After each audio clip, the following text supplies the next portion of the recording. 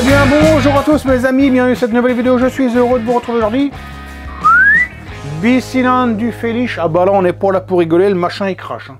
Bon c'est pas comme d'habitude j'allume la caméra le matin, le soir t'as une vidéo, là c'est différent tout simplement. Pourquoi? Parce que c'est une vidéo qui a été tournée sur plusieurs jours, ah, parce que j'ai beaucoup de choses à faire à côté et ça prend beaucoup de temps, sans déconner c'est long. C'est pour ça que je t'ai pas filmé chaque carbu, chaque usinoche, chaque machin, bon je t'ai fait des séquences pour que tu comprennes, mais tu vas voir tout à l'heure c'est...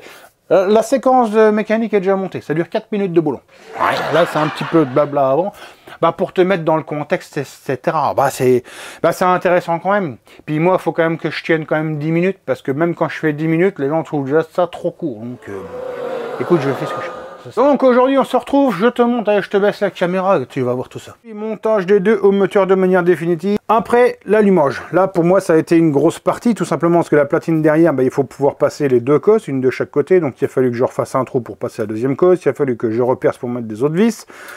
Il a fallu que je coupe les stators, il a fallu que je fasse un peu ici, prendre un peu de marge pour pouvoir régler les deux stators indépendamment. Donc celui-ci est réglé à 8,10, celui-ci est réglé à 8,10, je te dis ça, je te dis rien. Après, il a fallu que j'usine son carbu neuf, hein, qui est ici. Puis il a fallu que j'adopte à peu près les mêmes réglages, parce que forcément le Félich, c'est pas les deux mêmes carbus, donc celui-là, il est livré avec un puits en plein de trous, celui-là a été livré avec un puits en pas de trous, hein, donc j'ai mis des trous. Donc voilà, les carbus sont réglés, il a fallu que j'usine le clapet, parce que c'est un clapet de KX, il rentre pas dans le carter de nitro, donc il y a encore de l'usinage, etc., etc. Après, montage des échappements, tac, et enfin, la mise en route. C'est ce qu'on va voir tout de suite dans une séquence de 4 minutes de boulot.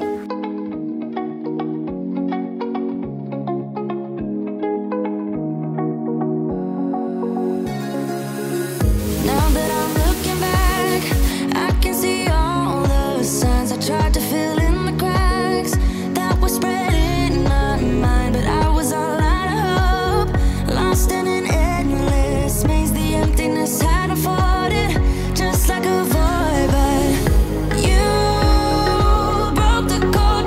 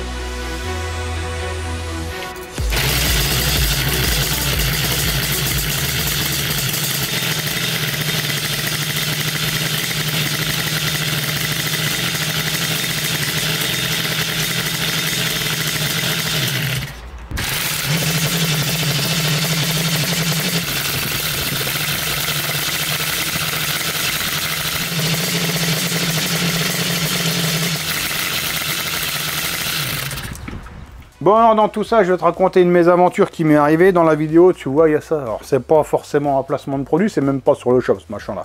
Donc, je me suis fait une petite plaque pour boucher les admissions avec des vis comme ça en plastique. J'ai minoré comme ça la vis, tu sais pourquoi? Pour comme ça peut se visser facilement à la main. Et même s'il y a de la terre dans le pas de vis, ça peut se mettre quand même. Alors, pourquoi j'ai fait ça? Je vais te raconter une histoire réelle. Je dis 3 fois réel parce que quand tu dis à l'armée c'est un accident réel, c'est que c'est un accident qui est réel. C'est comme ça. Donc si tu veux, j'avais fermé les hauts moteurs. J'étais en train de faire l'allumage. Et le Félix, il m'avait filé l'allumage, il était tout content, je t'ai donné un CDI, ah bah dans sa tête, il donne toujours tout qu'est-ce qu'il faut, mais dans la vraie vie, il en manque toujours la moitié. Donc il fallait des vis. Donc j'avais bien des vis M5, mais elles n'étaient pas bien. Hein, trop courtes, soit trop longues. Et trop longues avec pas de vis. Je mets une filière dans l'étau. Bon, peut-être moi qui suis un peu con aussi, mais bon. Je mets la filière dans l'étau, je prends la vis, ça fait ce... Paf! Ça tape là, et j'entends tac. Je dis tiens, c'est quoi? Ah bah il me restait plus que ce bout-là dans l'étau. Et l'autre bout, envolé, bon, je l'ai retrouvé. Mais je te jure que les admissions, elles étaient ouvertes. Ah, dans ma tête, j'étais comme ça, moi. Ah, je dis, c'est bon, il va rester un micro-bout, tu vois, qui va être tombé dans l'admission. Bon, j'ai retrouvé les 2 bouts, ils correspondaient exactement. Je dis, il manque rien, mais bon, c'est toujours un peu...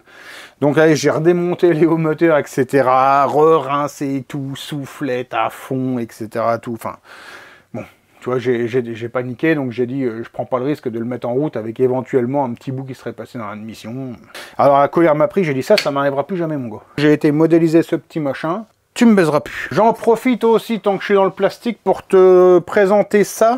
Je devais les faire depuis longtemps, je les avais pas fait et on me les a demandé. En fait, si tu veux, c'est des boîtes où tu mets à l'intérieur la bougie, la vis ici. C'est des trucs qu'on me l'avait demandé depuis longtemps.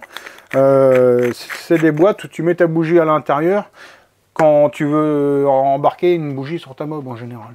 Tu sais, dans la boîte à outils. Et donc c'est pour ça que j'ai fait aussi celui-là.